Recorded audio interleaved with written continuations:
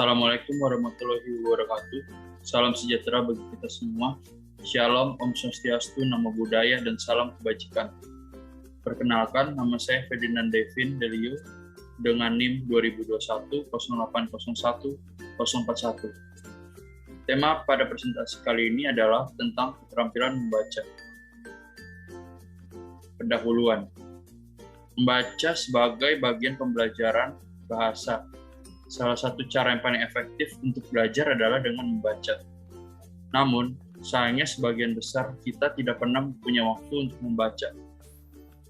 Indonesia sudah menempati peringkat ke-62 dari 70 negara atau merupakan 10 negara terbawah yang memiliki tingkat literasi rendah menurut Organization for Economic Cooperation and Development atau OECD pada 2019. Pengertian keterampilan membaca. Membaca merupakan salah satu keterampilan dasar yang perlu dimiliki oleh setiap manusia. Membaca juga merupakan salah satu aspek keterampilan berbahasa tulis yang bersifat reseptif.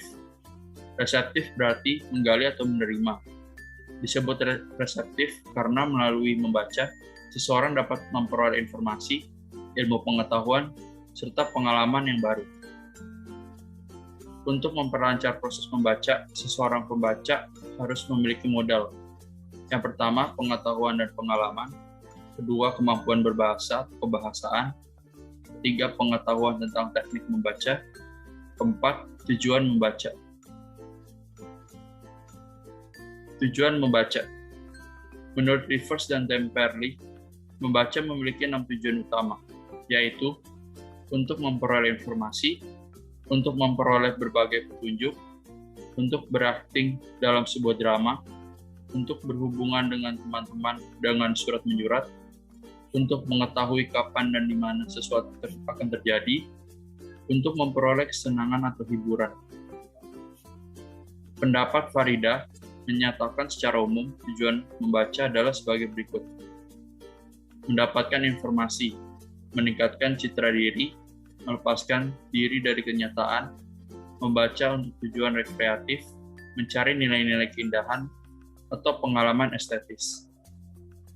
Dari pendapat para ahli tersebut, dapat disimpulkan bahwa tujuan membaca harus ada dalam setiap diri pembaca, karena hal itu merupakan hal yang baik dalam memulai kegiatan membaca. Fungsi membaca. Yang pertama, fungsi intelektual.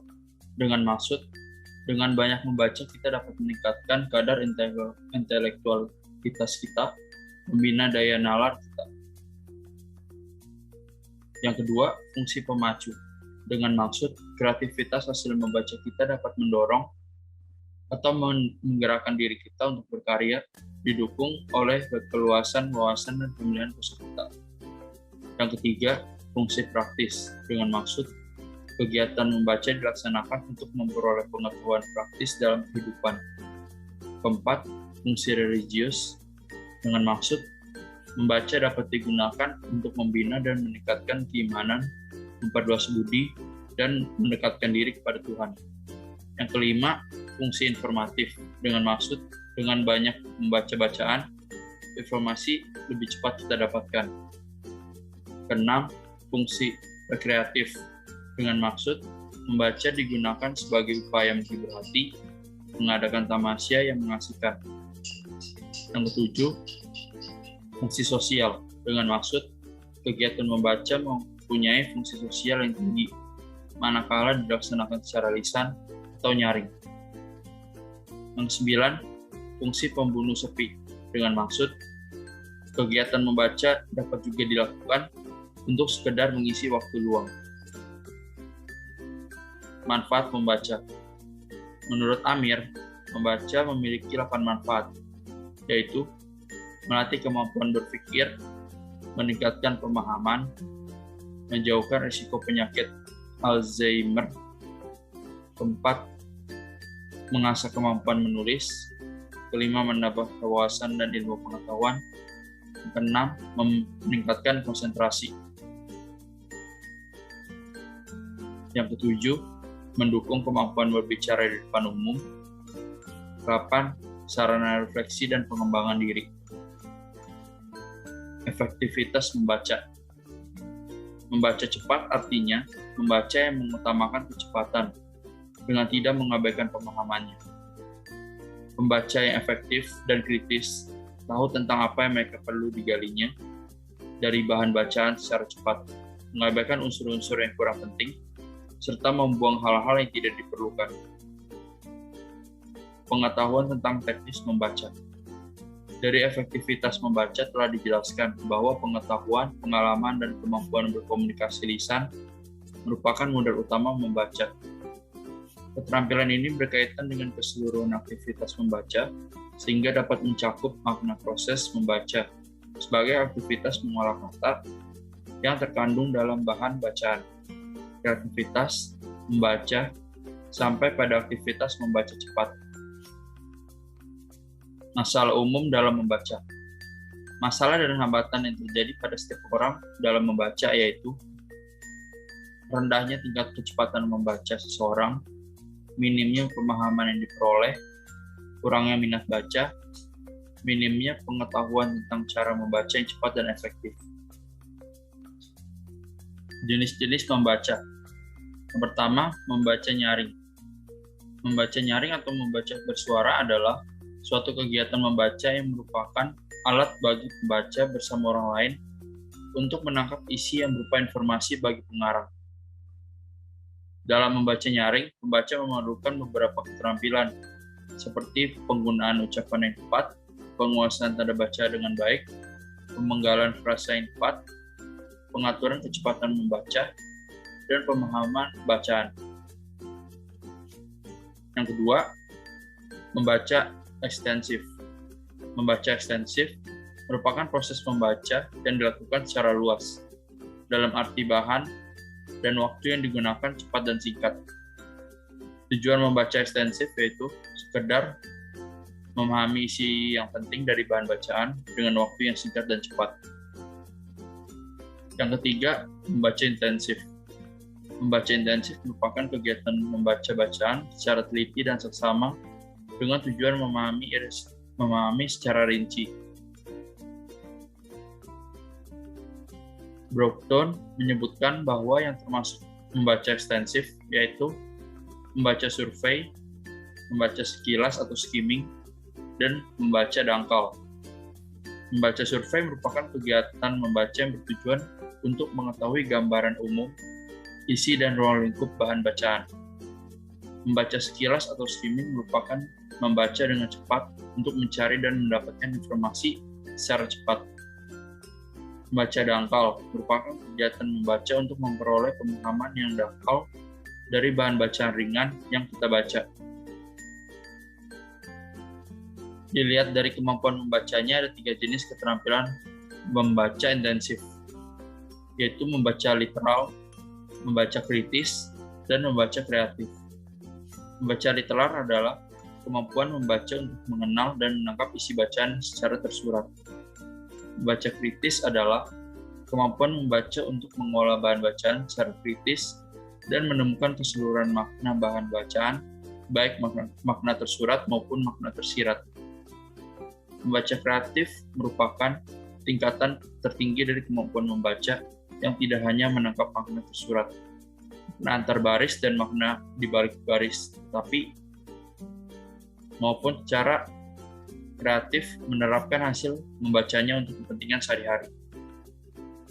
Tipe-tipe pembaca yang tidak efisien. Yang pertama, membaca dengan memvokalkan apa yang dibacanya. Banyak orang yang melakukan cara membacanya dengan melafalkan apa yang dibacanya, demi kata demi kata, dengan bantuan alat-alat ucap seperti mulut. Membaca sambil bergerak. Tipe pembaca bergerak ialah orang yang pembaca yang dalam perbuatan membacanya diikuti oleh gerak-gerik sebagian anggota badan, baik sengaja maupun tidak disengaja. 3. Membaca sambil tiduran atau berbaring. Ada sebagian orang yang membaca nikmat bila membaca sambil tiduran. Cara membaca ini jelas merupakan kebiasaan yang jelek. 4. Membaca tidak konsentrasi. Ini juga salah satu kelemahan dari beberapa orang pembaca. Terkadang tampak jelas seseorang terlihat sedang membaca, tapi kenyataannya hanya pada awal-awal baris saja ia membacanya, setelah itu berhayal di luar konteks apa yang dibacanya. Pandangan yang salah dalam membaca. Ada beberapa pandangan yang salah dalam kegiatan membaca. Di antaranya, pandangan yang menganggap bahwa membaca hanya merupakan kegiatan reseptif. Membaca hanya sebagai proses mengingat, membaca hanya bila perlu saja. Faktor-faktor yang mempengaruhi kemampuan membaca. Menurut Lamb dan Arnold dalam Farida Rahim, faktor yang mempengaruhi kemampuan membaca adalah A. Faktor fisiologis. Faktor fisiologis mencakup kesehatan fisik, pertimbangan neurologis, dan jenis kelamin. B.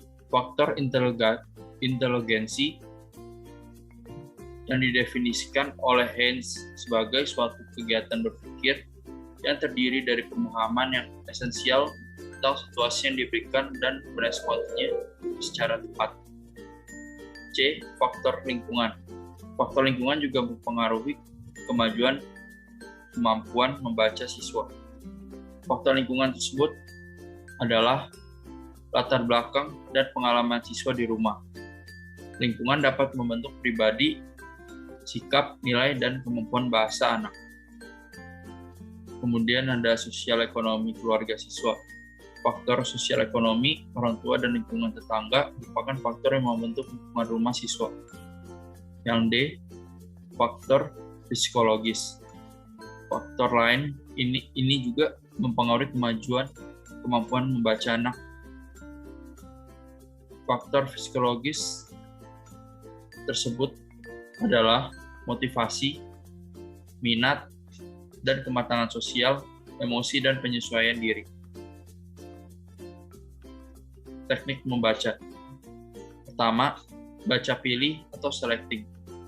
Dilakukan dengan cara memilih bahan atau bagian bacaan yang dianggap relevan dengan kebutuhan pembacanya. 2. Baca lompat atau skipping. Dipakai untuk menemukan bagian bacaan relevan dengan kebutuhan pembacanya.